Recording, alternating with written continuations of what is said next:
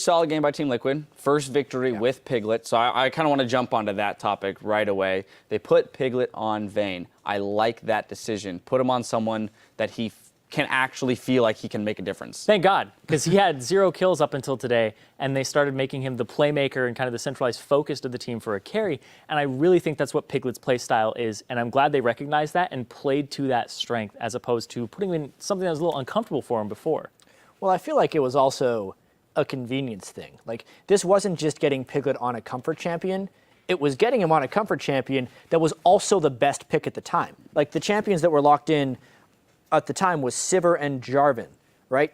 Vayne going into that is going to do well against both those, whether you lane against a Sivir or whether Jarvan ults you, because you can then stun him against his own ult and then tumble out of there. Yeah, well, so it was a solid pick overall. Caitlyn's also something that he has shown that he can play and is one of his top tier champions, which is also great in those. That's true. So they wanted him to carry a little bit more because he played Caitlyn and it wasn't that great last time. That's true. I mean, I just like the idea of putting him on a champion where he feels like he can make the plays. Yeah. He can make the, those game-breaking moments that you need for confidence, right? You sit on Caitlyn, it's like, how do you really ever become comfortable or rather overly confident in your ability if you're not given the opportunity to showcase that? Yeah, you need kind of a tank wall for that and just pew pew from the back line, and Vayne rolls around the fight and makes highlight reels. Now that being said, they pick up Vayne, right? Vayne is a champion that you need to look to punish early in the game. You cannot let Vayne scale as hard as he did in this game. So, Coast, I want to talk about how they allocated resources in this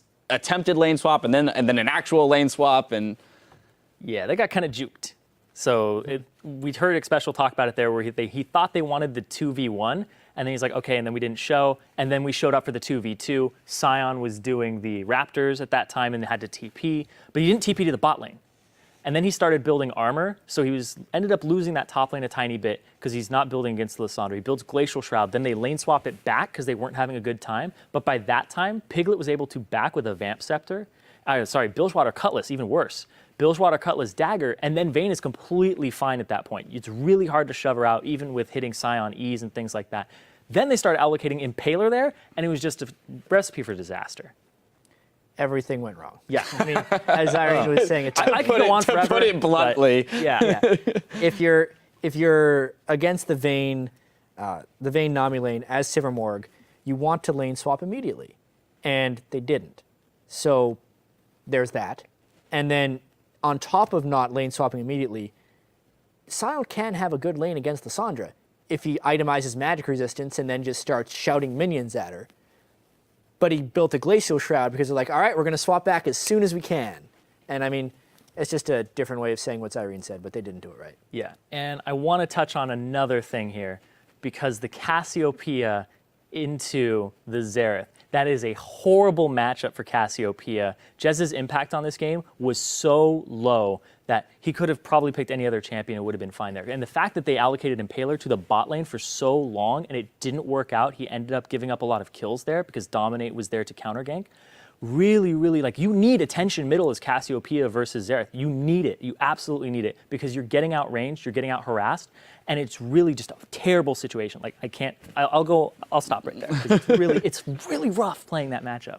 Yeah, she seemed a little irrelevant, especially into the late game. We saw a missed ult, and then that's it, right? Like, she's rendered pretty much useless there, especially that far into the game. Well, yeah, I forget if it was you or Irene at some point during this game. Like, I forgot Cassiopeia was in the game. And I was like, so did Team Liquid, because she's had no impact. She's done nothing.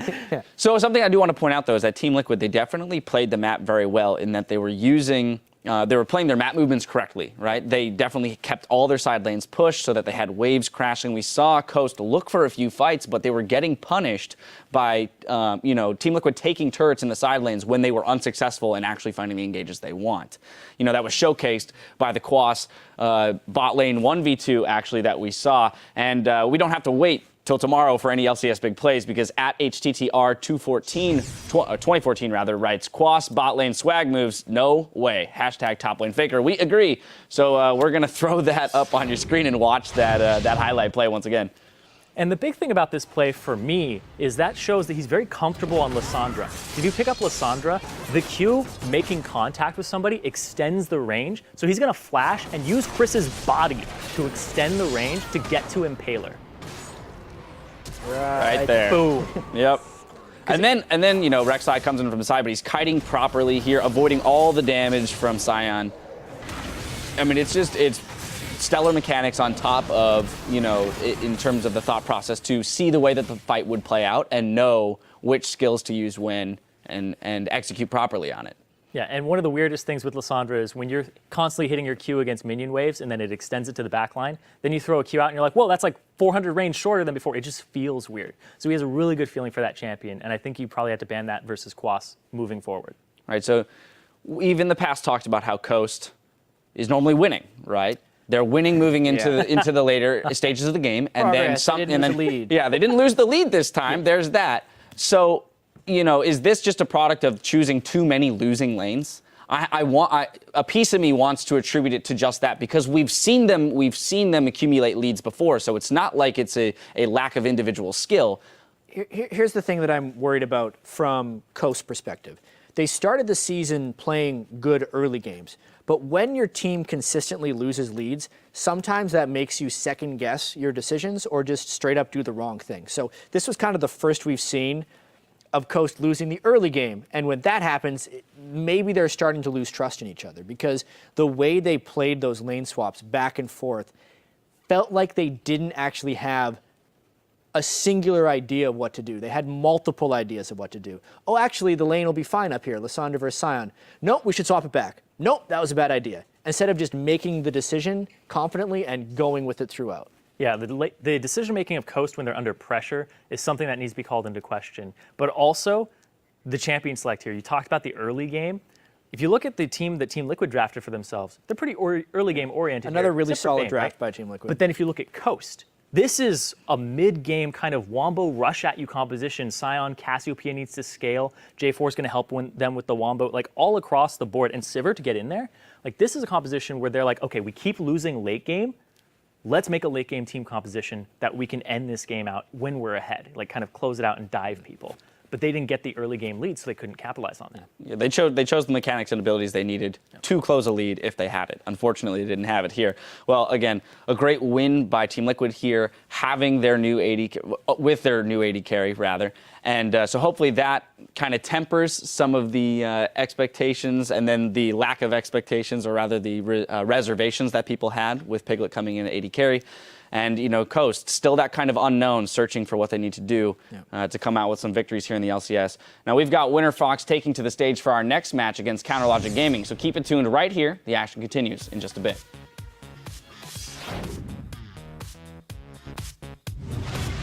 A lot of people say it in a song just to say it, man, I'm not that type of guy. Doesn't that make him that type of guy since he said it?